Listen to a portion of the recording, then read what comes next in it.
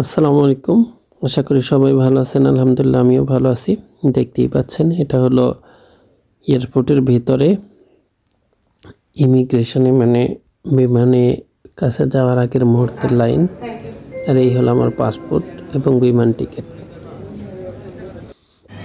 আমি ঢাকা থেকে নারিতা মানে জাপানে যাব, সেই জন্য লাইন শেষ করে এসে বসলাম ওয়েটিং রুমে। এটা আসলে একটা গন্তব্য, একটা স্বপ্ন। আমি যখন এখানে এসে বসলাম তখন আমার একটা স্বপ্ন, কাছের ঘর থেকে বিমানগুলো দেখা যাচ্ছে। একটু পরেই হয়তো আমি বিমানে চড়ে আমার স্বপ্নের উদ্দেশ্যে পাড়ি দিব।